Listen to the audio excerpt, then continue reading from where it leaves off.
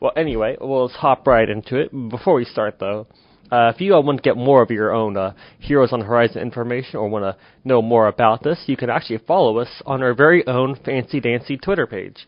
So you go on Twitter and look for @on_heroes. Will pop up. It'll be our webpage, Heroes on the Horizon. You can follow us, listen to our look at our posts and all that jazz. And so definitely do that so you can get more of your fix of Heroes on the Horizon. But anyway, so last week we talked about Aquaman, who's kind of an obscure character, but a big fan favorite. So honestly, we decided we should probably go more obscure for this episode. And honestly, I know last week we promised we were going to do X-Men this episode, but since Levi isn't here, we decided to postpone that because the X-Men episode is Levi's baby. We can't just take Levi's baby away from him, so we'll postpone that, and I promise, we'll do it next week. We're going to talk about the X-Men movies next week. So instead, we found an even better team of super mutants from the Marvel Universe. And honestly, when I say it, you'll probably never heard of them, because they're really, really obscure. But they're really strange, they're really awesome, and they're really, really Canadian. So, without further ado, we are going to do our very own brand spanking new episode about Alpha Flight, Canada's strangest and Canadian superhero team. But before I start, I want to say thank you to all our listeners tuning in today, and especially our fans in Canada. If anyone is listening, I don't know if y'all are not, but thank you for listening, because this episode goes out to all the good Canadians in the world. Anyway, so Alpha Flight was very much a product of the X-Men era, especially in the Bronze Age. In the Bronze Age of comic books, which is like the 80s pretty much, X-Men was kind of ruling the comic book industry. Like, they had X-Men was everywhere. They had the X-Men TV show. They had 10 different X-Men spinoffs in comics. It was a time to be a fan of the X-Men because they were everywhere. And with that, we got a lot of strange X-Men comics. We had the New Mutants, which is just a different team of mutants run by the team. We had X-Men Red, X-Men Blue. Well, not X-Men Red. X-Men Blue, X-Men Yellow. They color-coded their teams because there was just so many teams.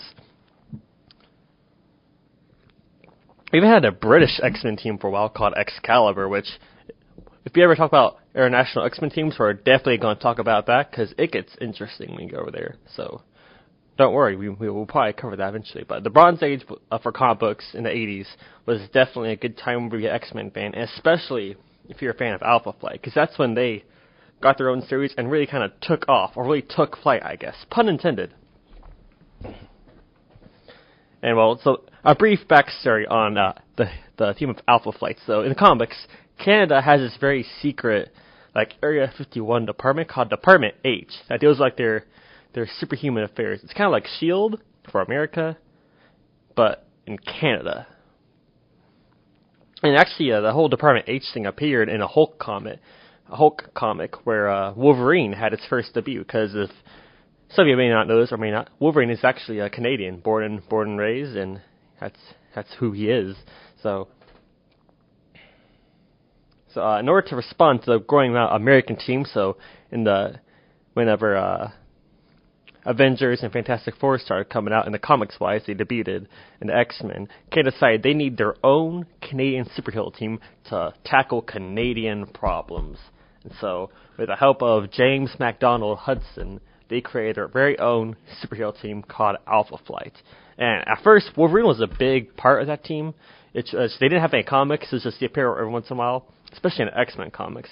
But Wolverine was a big deal on that team. It was very important to them. And then, and the giant-sized X-Men #1 were the new X-Men debuted with Colossus and Storm and Nightcrawler. Professor X just rolled up to Department H, was like, "Hey, Wolverine, why don't you ditch Alpha Flight and come join the X-Men?" And Wolverine's just like, "Heck yeah, here we go. I'm out of here, guys." And it really made Hudson mad, who ran the program, and kind of started like a bitter rivalry between the two teams, which, honestly, you're probably going to prefer the X-Men, but yeah. So they had a lot of fights and stuff, and it's always been a big point of Alpha Flight's history that Wolverine kind of just ditched them, but he had some good times on there. He had some good times on that team, though. But he's also Wolverine's first superhero team, and honestly was a major role in their identity as a team. So it's found by James Hudson, or come by Canadian threats, and much of the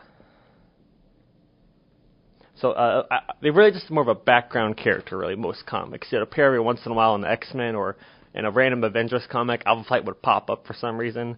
But in the part of the Bronze Age, they actually eventually got their own comic, which, if you haven't read it, which most people have not read it, it's actually a really good read. I've been reading it now lately, and has a lot of good character development for all the characters. But anyway, enough about the whole backstory, because there's not really much there. Let's just pop right into the whole lineup of the team and go over what the characters are and what makes them so great and what makes them so Canadian. Good old Canucks. Anyway, so the leader of the team when I first started was a character named the Vindicator, which is James Hudson, as basically Canada's Captain America, which I don't know what Canada really had to vindicate, but they eventually switched his name over to Guardian, which is really cool. So he wears this white costume with a big red maple leaf on it. It's like a giant Canadian flag he's just rolling around in. And it's the whole point of the suit. It's kind of like an Iron Man suit, except it's just cloth. It was a power suit, pretty much. He could fly with it. He could create force fields and shoot awesome blasts of energy. And so Hudson was a major team player of the team. He ran the team whenever it got shut down and stuff. And he's really he was the team leader.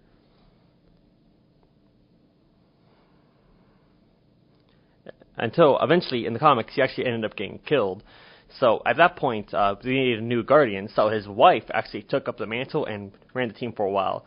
And it's kind of those things that he'll pop up every once in a while because, in comic books, nobody ever stays dead. So eventually, he'd just pop back up every once in a while and just do his thing. But yeah, so his wife just really ran the team for a while. But anyway, he was the major player who got the team rolling, and he appeared in a lot of the comics, especially with the whole X-Men jazz. But anyway, we have other characters on the team, especially the character known as Shaman, his a.k.a. Michael Two Young Men. He was actually he's a First Nations character for Canada, which is our Native Americans here in America. So whole backstory for him, which is really interesting. He was a doctor who left his Indian reservation to become a doctor and study medicine, and his father was his tribe's shaman, a great mystical leader. And when his grandfather kept pushing him to take up the ways, but Michael just assumed that it's all hogwash, hullabaloo. I'm a man of science now, and so I'm not going to follow down that path, and basically dismiss his entire family so he could study the medicinal arts. And so he had a wife and a kid, and at one point his wife actually got sick, and really sick. And he tried to use his medical knowledge to try and save him. And he promised his daughter that he would save his wife. His daughter was actually friends with Madol's wife as a child. So, and there's a little scene in the comics where he was hanging out, and so she already knows him. But he tried his best to save his wife, but unfortunately he couldn't save her. She died, and that really made his daughter angry and accused him of lying to her, saying he could save his wife. And that really kind of shoved Michael Two Young Men into kind of a depression. So he kind of packed up and went out into the middle of the Canadian wilderness to live out his life there. And eventually his grandfather, in form of a spirit, came down to him and said, "I can help you out. Why not take on the ways of the old ways?" And so Michael was like, "All right, let's do it. I got nothing left in this world." So he started learning magic, getting physically fit. So he'd go running through the woods and Native American attire, get really swole, really thick, really strong. And he picked up the rules of magic. And so the thing about him is that he can levitate, typically. Which means levitate, he kind of sits crisscross applesauce and just floats through the air. Which in the comics, it's hilarious to see sometimes. It's this guy's flying through. It's adorable. And he also has this really cool magic pouch. And so how this pouch works is inside this little magic pouch. It's like this little sack. He ties his belt. Inside the sack is a pocket universe. So he'll just reach into his pocket, think of what he wants, and it'll come out. So it can be like, I need 5 pine needles. He'll pull out 5 pine needles, which I'm not really sure how the extent of it goes. I've only read a few. But the way they word it is that if anything he needs, he can pull out that pouch, which is pretty handy, I think, on a team. I feel like it's a really good MacGuffin, possibly, but honestly, you never know. They probably put some limits on it.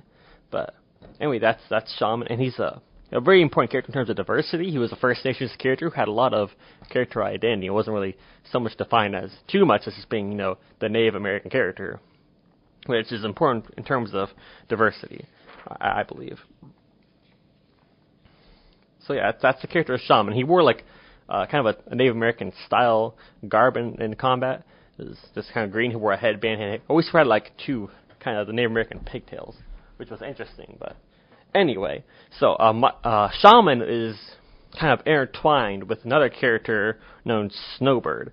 Snowbird's a character on the team. Her name is Narya, which is this a name of a First Nations or Inuit people there, and she's the demigod child of an archaeologist and the Inuit goddess Nelvana.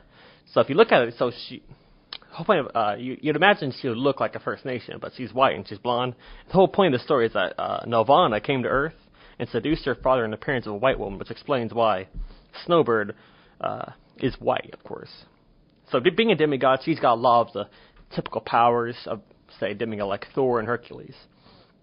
Now, she's super strong, she can fly, has incredible stamina, but the real thing that makes Snowbird stand out as a superhero, and especially a Canadian superhero, is that she has the power to turn into a white version of any animal native to the Canadian Arctic, which is really wild and really kind of dumb, but it's honestly really cool, I think. So she can turn to a polar bear, a rabbit, a mosquito, a whale.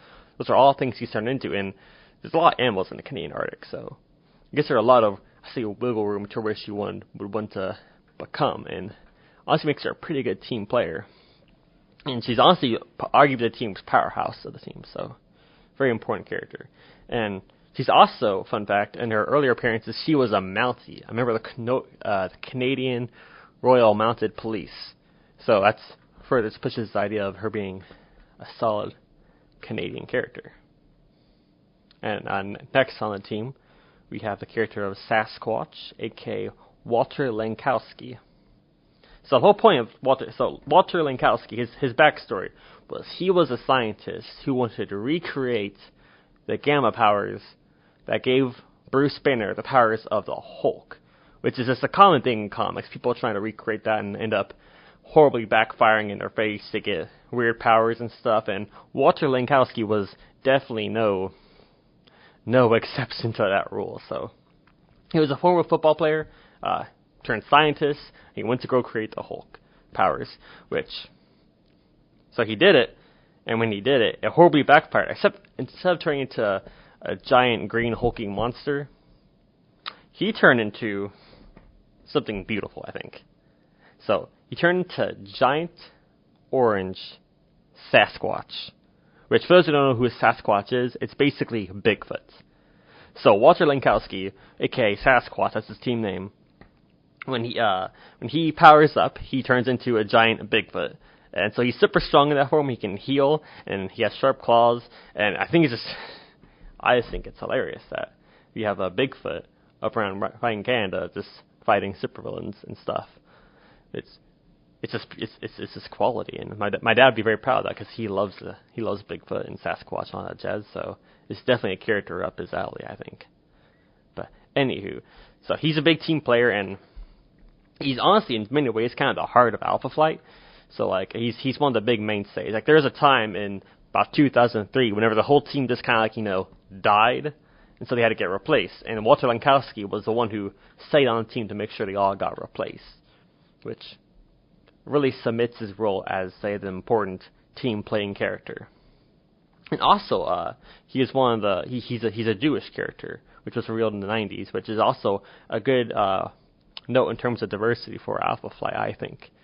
So he's one of the many Marvel Jewish characters, which is a big, important role, I think, for characters. So we have Vindicator, aka Guardian, which is just a guy in a Canadian flag outfit with a power suit. We have make sure I got them all in here. Shaman, a magical wielding Native American man with a magic pouch that can create anything. We have Snowbird, a demi-goddess who can turn to any white Canadian animal. And we have Sasquatch, obviously the best character on the team so far. Who does not love Sasquatch? Anyway, next on the team we have North Star, aka Jean-Paul Martin. He's a French-Canadian professional skier. And the point about his powers is, so North Star is capable of flying and moving at super speeds, which he kind of used to cheat with this whole skiing motif, where he's kind of cheating, but not like, Lance Armstrong cheating. He's just using his powers, which is actually, I think, is a kind of a clever, what's the word for it? I don't know, but a clever look at the whole, is people with powers cheating, which they look at that in the movie The Incredibles with Dash playing Trek, like, hey, only win by a little bit, which that's not North Star. North Star always won by a lot. But anyway, he's French-Canadian, he can speak French, and he's capable of superior flight and speeds, and he's so fast and durable, he's capable of moving at such a fast speed, he can knock out the Hulk, which I think is pretty fast and strong. And I think the most important part of North Star's character, and why he is important, I think, is that he was one of the first openly gay comic book characters, and the first openly gay Marvel character, which I think was a big step for Marvel, I think, in terms of really reaching out. And granted, it was kind of more of an obscure character as a Canadian member of a Canadian superhero team, but I think it's honestly still a good step. And they really carried the tradition of him being a landmark character in terms of progression, because he was also the first character to have a gay wedding that took place in comics, and it was kind of a really big deal. Like, comic stores across the nation just sold out that issue, and it was a really nice issue, I think. But yeah, that's North Star. So Jean-Paul Martin, he speaks French, has a thick French accent, and he's super fast, strong, speed, and all that jazz. And he's actually the twin brother of our next character named Aurora, aka Jean-Marie Boublier. Something like that. I'm about my Quebecian names. Anyway, so she's the twin sister of North Star and has basically the same abilities, except for a few stipulations. So North Star is faster at flying, whereas Jean-Marie has a longer endurance in terms of flying, which I guess it's not really that different, I guess. It's more just, they're going to get the same speed, just one's going to get there probably faster than the other, but probably be more tired, but anyway, but the cool thing about them, I think, is she's capable. So Jean-Marie she's part of North Star's family, and then they put her up for adoption. They both went up for adoption, but North Star, they got separately adopted. That's what I'm trying to say here. And so Jean-Marie ended up with a very strict nunnery, and so it really just kind of damaged her psychologically. She was kind of abused there, and she's one of the many characters to suffer from dissociative identity disorder, which is very interesting look into Marvel Comics, I think, because there's a lot of characters that do suffer from that. We have characters like Moon Knight, character like the Green Goblin, who all, in a way, suffer from dissociative identity disorder, which, for those who don't know, I'm a psych major, and but how dissociative identity sort of works is you have two distinct identities going on in your head. So, for those who don't know, the character of Sybil, she had a big movie and a book, which there's honestly questions on how real Sybil was, whether it was fake and stuff. But anyway, the idea of dissociative identity disorder is that you have two personalities, and what makes a disorder is that it harms your day-to-day life, and so it's really harmful to the person who suffers it. So they'll spend one time as one person, say, I have different identities, say as Levi. If I'm actually Levi, that's a bad example. Forget I said that. But yeah, so she has two separate and distinct personalities. And so the first personality is Jean-Marie. She's very quiet and religious, and has a thicker French accent. And she hates her other personality, Aurora, which is more adventurous and flirtatious. So Jean-Marie is very much the girl who's raised by the nunnery and forced to worship, and is very much more self-contained, more self-aware of herself, and I think it's a really cool character trait for her, because it really just kind of gives her more of an identity as a character. The whole dissociative identity sort of thing gives her kind of a dichotomy right there. And Aurora, like we said, is more adventurous, more flirtatious, more outgoing, and because of that, Jean-Marie hates her Aurora identity, and Aurora isn't a fan of her Jean-Marie identity. But they don't know what happens when the two take over, so they have no clue what's going on. It's kind of like the movie Split with James McAvoy in it, which there's a sequel coming out here soon, which is really cool. where the character has multiple personality disorders, but they'd have different powers, which that's not the case here. But anyway, another cool fact about North Star and Aurora was when they're together and they're holding hands, they had the ability to create a brilliant, bright light of 1 million candela, which for a candela is a unit of measurement for lightness, brightness. So 1 candle light is 1 candela. So this is bright enough to give off light of, say, 1 million candles just shining in your face, which is, I guess, pretty bright. But it's probably really bright. I haven't seen 1 million candles shining in my face, so I'm not sure. But it sounds pretty bright, which is a good way to distract. And so, same powers as North Star. She's really fast. She has strong durability. And instead of more of being much of a punching character, she's more of a trick her character and fly around them kind of way. More clever in her moves. I mean, that's North Star and Aurora, 2 very important characters, especially North Star. And next, well, we wouldn't have a superhero team without some kind of aquatic character. So Justice League has Aquaman. The Avengers have, say, Namor sometimes. And so with Alpha Flight, we have the character of Marina. So whole backstory of her character. So millions and millions and millions and millions of years ago on Earth, an egg flew from an outer space species and landed underwater. So eventually it was found, the egg hatched to create a little girl who was an alien-looking girl. She was green, had hair, had big bug eyes, but she could swim underwater and breathe underwater. And that was the creation of Marina. And she had sharp claws. And so when she was on the team, she had a big kind of lose control of her powers sometimes, which isn't that crazy, I guess. But anyway, she can swim underwater and has sharp claws and stuff. And she really doesn't do much in the comics per se, but she still has a very major role. One of the big things she does is she's the romance of the character of Namor the Submariner. Now, Namor was one of Marvel's first characters throughout history, and so he's basically like their Aquaman, if Aquaman was kind of a jerk sometimes.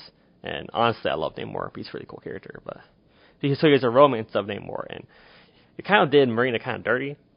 So at one point in the comics, so she loses control of her powers and turns into a gigantic sea monster, and she had to be killed by Namor, who Namor was used a sword that traps the souls of its victims, which is weird, but comics.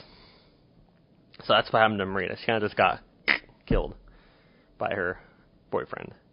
Anyway, so quick overview. We have Guardian and Vindicator, which is this guy in a power suit, the team leader. We have Shaman, their magic user, who has a pocket dimension. Snowbird, a demigod who can turn into any Canadian animal. Sasquatch, a giant Sasquatch, best character on the team so far. North Star, which was the first opening game Marvel character. Aurora, his twin sister with dissociative identity disorder. Marina, who's basically their underwater swimming character who gets killed. And finally, we got the best character. The best Marvel character, maybe even the best comic book character ever on the team of Alpha Flight. We have the character of Puck, a.k.a. Eugene Judd, named after the hockey instrument that's known for getting beaten around a lot. Now, Puck was born in 1914. That's canon. We know this. And he was a big adventurer. And at some point in his adventures, he was over in Iraq or Iran, something like that. He comes across this magic blade. And what the magic blade does, it cursed him. First off, the curse made him live forever. He's immortal now. Also, what the blade did was it made him only 3 feet and 6 inches tall. So Puck is extremely short. So he's got no other powers besides being really short and immortal. But he's also really acrobatic and stuff. So Puck is a really cool character, but he's awesome, though. He's extremely agile, he's extremely durable, he's immortal. He's also a really good fighter. He's capable of going toe-to-toe with Wolverine a lot. Which is like fisticuffs fighting. He beats him sometimes.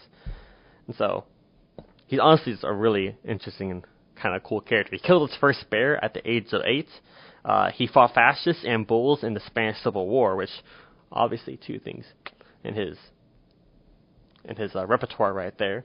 He's fought demons, evil beings. He befriended Ernest Hemingway, which, who wouldn't be friends with Ernest Hemingway? Like, I even read one of his books. I won't be friends with him.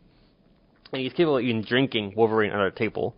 So he's honestly a big fan character, and he's really fun, I think. Even though he's only 3 feet 6 inches tall, but he more than makes up for on his role for a team as kind of being the emotional support for the team. And one of my favorite quotes is from a more recent comic called Immortal Hulk, where he appears, and he's kind of like getting pushed around, and it's like, what are we supposed to do, man? What are we going to do? I know. And he's this quote where, like, where he says, he kind of just like best sums up his character identity. I think it was, I was 8, full of bear meat and adventure, and I made a vow, Mr. Krill. I vowed I will live an interesting life, which I think really sums up Puck. He's a character who wants to live an interesting life and make up for a lot of kind of shortcomings, I guess, which is awesome. I think it's really awesome. So that's kind of the general team. We have more characters that come through every once in a while. We have characters like so whenever Alpha got killed off, they replaced them with a new team. We had a second Puck, which is a super strong girl who kind of took his place. We have Centennial, I think.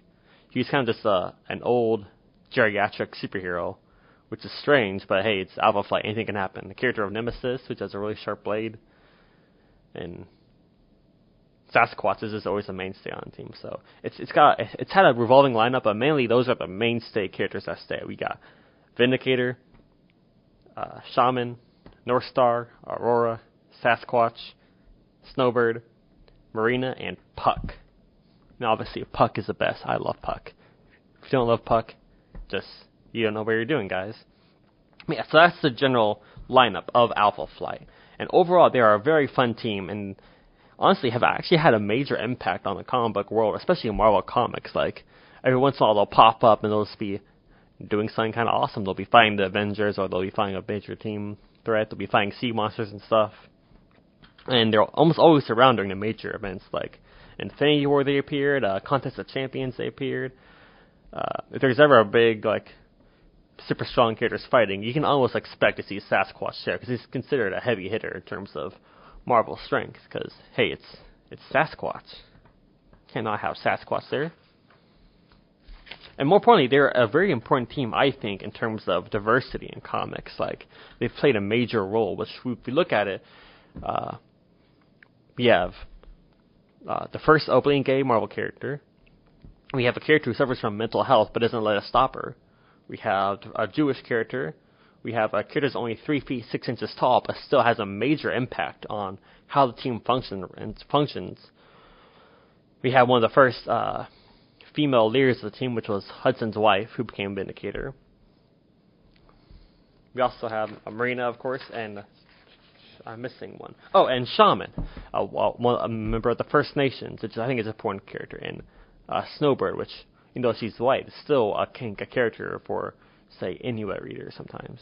But it's a very important and major team in terms of diversity. And I think that's a good thing to appreciate about the team of Alpha Flight.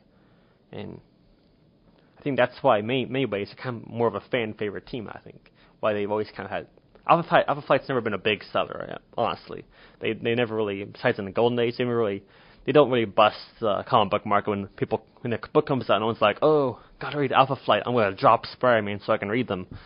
It's not how it is. But they're definitely more of a fan favorite team for people who say just like that sense of diversity or accomplishment, and especially for Canadian readers. From what I understood, they're extremely popular in Canada, and I think it gives kind of a superhero team that for them, instead of just say all these American teams, because most superhero teams, especially in Marvel Comics, takes place in New York, which New York's a cool place, but I don't live in New York, so I can't really get all the things that they say there. But I feel like this is just a good team for like people who say can't really relate to that. I think so. They're extremely popular in Canada, and I think they're just a very important team. And to this day, they still play dramatic roles. Recently in comics, they went from just being, say, fighting Canadian threats to Canada put them on a spaceship with Captain Marvel and flew them into space. And now they're the premier Earth Defense Force against aliens. Which, honestly, it's not a bad gig. Granted, not all there. We just got Sasquatch, Puck, and Aurora there. North Star joined the X-Men, and other people disappeared over time, but they're just a giant, big military fighting force in space now, which is, hey, why not? It's cool. And recently, they've played a big role in Captain Marvel comics, because that's where that all happened. And Captain Marvel was, which, as we know, has a movie coming out here soon, starring Brie Larson, which it looks fun. I'm all up for it. Not a big Captain Marvel fan myself, but I'll definitely go see it. And maybe if it's successful, we'll get a sequel with Alpha Flight in it. I would totally go see that. I'd see that just to go see a Sasquatch on screen. That'd just be the bee's knees right there. And he also played a major role in the new comic book event Civil War II, which is a sequel to the original Civil War, and it was nowhere near as good as the first Civil War. It wasn't that great event, honestly. The story behind Civil War II was that they found an Inhuman, which is basically an off-brand mutant, who had the power of seeing certain futures. So, say he would see the new Spider-Man killing Captain America, which it hadn't happened yet, it was in history. So Captain Marvel feel like they should use those powers to, say, capture, arrest people before their crime happened, which Iron Man was like, no, let's not do that, because we're good human beings, you know? And so Captain Marvel was basically in the wrong in that event, and so Alpha Flight was with Captain Marvel, so they were also in the wrong, I think, but honestly, it was a weird event, but they still played a major role, and they found the team, which was, Alpha Flight was kind of just hearing people making jokes like, wait, who the heck's Alpha Flight? It was a running joke throughout the event, I think. But anyway, that's kind of the basics for Alpha Flight, the big, awesome Canadian team who's up there with Avengers in terms of strength.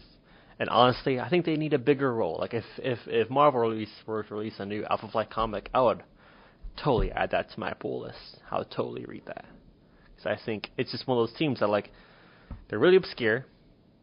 They're not really well read sometimes.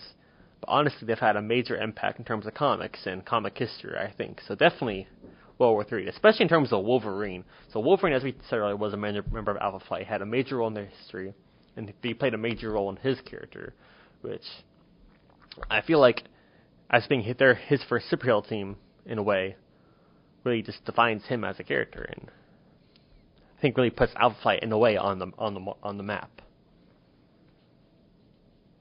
But anywho, enough of that.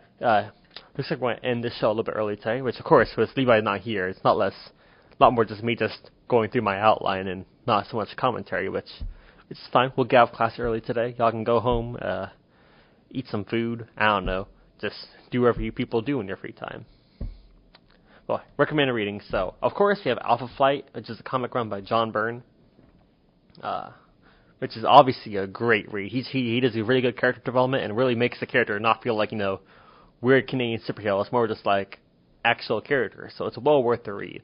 If you have Marvel Unlimited, you can get it for free just by, subscribing to that website. Captain Marvel, Rise of Alpha Flight by Tara Butters is the comic where they move into space, and it's really fun. It's more Captain Marvel centric, but they're definitely there playing major roles in the comic. And finally, we have Astonishing X-Men number 51, which was the big wedding issue of North Star, which is a big comic in terms of comic history. So it's well worth a check out too. And if you want some other media, they don't really appear much in movies or television. Probably the best place to look for them would be in the old X-Men cartoon. They had a really brief appearance where they fought the X-Men over winning Wolverine back, which it's something for them, Totally check it out.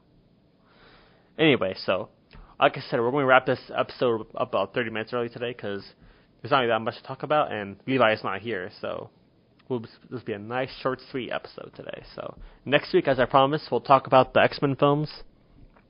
So be sure to tune in next week. I promise next week will be a lot better than this because I won't be rambling over my words and stuttering. So honestly, do check it out, and thank y'all for listening, and I'm going to go ahead and sign off now, and be sure to follow us on Twitter at @on_heroes, and we'll have even more fun and great content for you, and thank you.